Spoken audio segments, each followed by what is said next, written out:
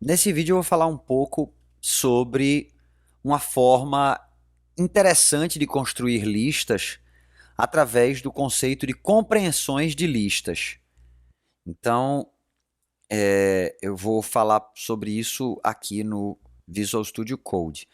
Uma compreensão de listas é uma expressão, ela produz como resultado uma lista. E elas normalmente, a compreensão de listas normalmente tem um formato como esse aqui, né? Uma expressão, né? E aí, um nome de variável, essa setinha aqui e uma lista. Aqui pode ter uma condição, tá? Então, essa é a forma geral de uma compreensão de listas. Então, ela vai construir... Opa, esse é aqui, no caso, é uma expressão qualquer que usa é. Pronto, deixa eu colocar assim. Que usa variável. Pronto. Então, isso aqui é uma expressão que geralmente usa uma variável, mas não necessariamente, onde essa variável é usada para guardar cada elemento de uma lista e eu também posso ter uma condição tal que eu só vou avaliar essa expressão para essa variável se a condição for verdadeira. Então, essa é a forma geral, né? Mas a forma geral geralmente não é muito útil. Então, vamos para a forma, para um exemplo específico. Então, suponha que eu quero elevar todos os números de uma lista ao quadrado. Então, ó, aqui eu estou enumerando a lista com todos os elementos de 1 a 10 inteiros, né? E eu vou produzir uma lista com essa compreensão aqui, com essa expressão, onde cada elemento dessa lista corresponderá a um elemento desta lista, só que elevado ao quadrado, ou seja, multiplicado por ele mesmo. Vou ser mais específico aqui, dizer que eu estou elevando ao quadrado. Então, como essa lista tem 1, 2, 3, 4, 5 até 10, essa aqui vai ter 1, 4, 9, 16, 25 até 100. São todos os números elevados ao quadrado. É importante mencionar que essa expressão aqui, isso aqui é qualquer expressão, pode ser de qualquer tipo, não tem que ser do mesmo tipo que esse cara aqui, mas essa expressão aqui, ela não precisa usar os elementos dessa lista, não. Se, por exemplo, eu quiser apenas gerar uma lista que tem o número 0 para cada elemento da lista a partir da qual eu estou fazendo a compreensão, só fazer isso aqui. Essa lista tem zeros tantas vezes quanto tem elementos nessa outra lista aqui. Então, compreensões de lista são super úteis para fazer um monte de coisa. Principalmente, como por exemplo, para filtrar, para transformar os elementos de uma lista. É uma maneira muito flexível de fazer esse tipo de coisa. E aí, já que eu falei em filtrar, eu posso impor restrições sobre os elementos que entram na lista que eu estou construindo. Por exemplo, eu posso construir a lista de todos os x entre 1 e 100, mas eu só quero os elementos tais que o resto da divisão deles por 7 é zero, ou seja, eles são múltiplos de 7. Ou viciado em outras linguagens. Porcento não é mod, não é módulo aí. Módulo é assim. Pronto. Então, 7, 14, 21, 28, 35, etc. até 98, né? Que é 7 vezes 14. Então, todos os múltiplos de 7 que tem nesse espaço aqui. Eu posso ser até mais flexível, né? Então, eu quero múltiplos de 7 e múltiplos de 3. Agora. Pronto. Então, eu tenho uma lista muito maior. Então, compreensões de lista são um negócio super útil. Isso vai ficar mais claro ao longo que a gente vir mais exemplos, né? Então, eu vou agora mostrar um exemplinho que usa a compreensão de lista em algumas situações, que é uma simulação, vamos dizer, eu coloquei aqui o código já para facilitar a vida, é uma simulação de um sistema de empréstimos de livros em uma biblioteca. Então, a gente tem um tipo pessoa, que é um sinônimo de string, tem um tipo livro, que é um sinônimo de string também correspondente ao nome do livro, e tem um banco de dados, que é uma lista de pares pessoa-livro. Se eu tenho um par pessoa-livro dentro de banco de dados, isso significa que essa pessoa tomou esse livro emprestado. Então, aqui nesse exemplo, por exemplo, nesse exemplo aqui, base exemplo, Sérgio tomou emprestado O Senhor dos Anéis, André tomou emprestado Duna e Fernando tomou emprestado Jonathan Strange and Mr. Norrell. Bom, só para dar alguns exemplos. Tá? E aí aqui tem algumas funções que a gente quer definir. Por exemplo, uma função pega o banco de dados e, a partir dele, extrai todos os livros que uma determinada pessoa tomou emprestados. Já empréstimos faz o contrário, né? Dado um livro, determina todas as pessoas que tomaram ele emprestado. A função emprestado determina se um determinado livro está emprestado ou não, né? Por isso que ela devolve um resultado tipo bool. Quantidade de empréstimos conta quantos livros uma pessoa tomou emprestado. Emprestar, dado um banco de dados, uma pessoa e um livro, devolve um banco de dados onde essa pessoa tomou esse livro emprestado, e devolver o inverso disso, né? Dado um banco de dados, uma pessoa e um livro, devolve um banco de dados onde essa pessoa devolveu este livro. Então, vou mostrar pelo menos alguns desses casos aí. Então, a função livros, quando ela é chamada com um banco de dados e com a pessoa, ela vai percorrer a lista da base, o banco de dados, né, que está associado aqui à variável BD, e vai checar para cada par pessoa-livro nesse banco de dados se a pessoa é P. Se for, esse livro vai estar na lista, esse livro que a pessoa tomou emprestado vai estar na lista que será devolvida como resultado. Então, eu quero construir uma lista dos livros L, onde cada elemento do banco de dados é um par PL. Notem, isso aqui funciona como se fosse casamento de padrões, então eu posso, dado que os elementos de BD são tuplas de dois elementos, eu posso dizer aqui, ao invés de ter que dizer que isso aqui é um elemento do BD para depois tirar a pessoa, extrair o livro usando funções como FST e SND, né, para extrair o primeiro elemento ou o segundo elemento da lista, eu posso simplesmente fazer por casamento de padrões, aí eu já extraio direto tanto a pessoa quanto o livro. E aí eu só quero esse livro, P não, vamos dizer PP.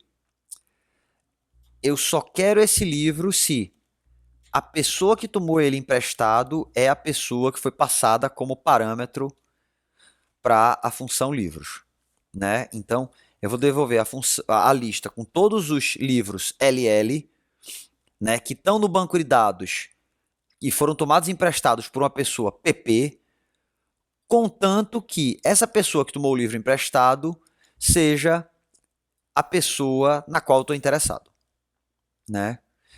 E aí eu posso fazer análogo para a função empréstimos. Então, dados um banco de dados e um livro, eu vou devolver a lista das pessoas PP, tais que o par PPLL está no banco de dados e LL é igual a L. Né? O livro que eu quero desse par aqui é o livro no qual eu estou interessado. E aí, emprestado é fácil, né? Emprestado BD e L é só saber se o tamanho de empréstimos de L é maior que 0. Então, eu vou pegar o tamanho de empréstimos de L e vou saber se ele é maior que 0. Alternativamente, eu posso fazer isso, que é menor, né? Vamos fazer. Se isso aqui é diferente de lista vazia. Então, se empréstimos de L devolve algo diferente de lista vazia, então alguém tomou emprestado esse livro. Então eu quero saber. Da mesma forma, QTD empréstimos, dados um banco de dados de uma pessoa, pega os livros que aquela pessoa tomou emprestados e calcula e determina o tamanho dessa lista de livros. Né? Deixa eu só testar se eu não cometi nenhum erro aqui até agora. Opa, livros. Esqueci de botar o parâmetro BD aqui também. Rapaz. Então, pronto. Esqueci de colocar o parâmetro BD, mas agora está colocado. Aí parece que está tudo ok. Então eu posso testar aqui, por exemplo, livros, base exemplo, Sérgio, devolve os seus anéis. Livros, base exemplo, Fernando, devolve Jonathan Strange and Mr. Norrell e a Game of Thrones. Livros, base exemplo, Andrea, devolve nada, porque Andrea não tomou nenhum livro emprestado. Então tá bom. Aí agora a função emprestar. Essa função vai funcionar da seguinte maneira.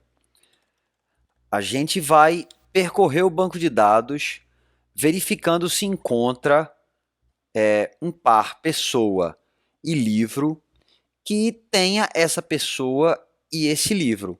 Se encontrar, então não vai emprestar o livro, porque essa pessoa já tomou emprestado esse livro.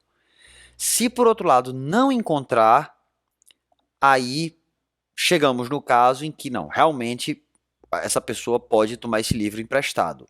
Aí a gente devolve o banco de dados que inclui esse par, pessoa e livro. Então a gente começa com o caso em que o par pessoa-livro não foi encontrado, que é, a gente percorreu a lista elemento a elemento e chegou até o final dela. Então, nesse caso, se a gente invoca a função com uma pessoa chamada pessoa com P minúsculo e um livro chamado livro com P minúsculo, né? Essas são variáveis, então a gente vai devolver uma lista cujo único elemento é esse par. E aí, beleza. Se por outro lado a gente encontrar uma situação onde a gente tem a gente está olhando para um banco de dados que tem vários elementos e aqui a gente pode já quebrar a cabeça em um par, né? Já dizer que a cabeça é um par que tem pessoa e livro, já que ali, esse banco de dados não é uma lista vazia, né? Aí a gente vai ter que se preocupar com dois casos. Primeiro caso, a pessoa é igual a P e o livro, o L, é igual ao livro. Se for esse o caso, então a gente não quer alterar o banco de dados. A gente quer que o banco de dados fique exatamente como ele está. A gente não vai emprestar de novo o mesmo livro para a mesma pessoa. Então a gente simplesmente devolve o banco de dados do jeito que ele estava. Caso contrário, a gente vai querer prosseguir recursivamente, mas não vai querer perder nenhuma informação. Então a gente constrói uma lista cuja cabeça é o par P e L e procede recursivamente para emprestar, olhando para a cauda, né, o livro, esse livro, a essa pessoa. E pronto. A gente pode agora testar essa função e pode emprestar na base exemplo a Maria o livro The Collapsing Empire, que é muito legal esse livro, um autor chamado John Scalzi. E aí aqui aparece, ó, Maria, The Collapsing Empire, como último elemento do banco de dados que é devolvido pela função. Se, por outro lado, eu tentar emprestar, usando a base exemplo, a André o livro Duna, eu não consigo. André Duna continua lá, já está lá. Por outro lado, se eu tentar emprestar a André o livro O Bic, opa, esqueci da base exemplo. Aí ele deu erro. Aí, ó, André agora tem 2 livros que ele tomou emprestados: Duna e o Bic.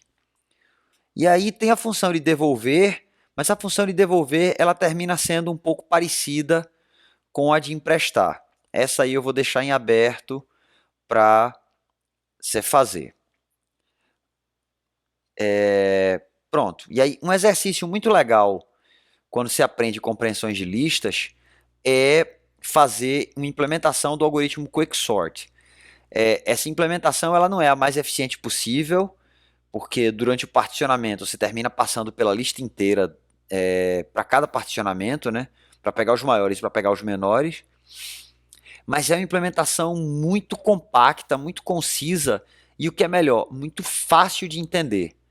Eu diria que é a implementação mais elegante do Quicksort que eu conheço, e nesse caso elegante é bom, porque às vezes elegante é o que o pessoal da matemática usa para falar de uma fórmula que é bem concisa, mas que é difícil pra caramba de entender. Esse não é o caso. É uma excelente maneira de entender o algoritmo Quicksort. E aí tem aqui um outro exemplo de processamento de texto que para o pessoal que está pagando IF686 no Sim UFPE, eu devo fazer esse exemplo na próxima aula.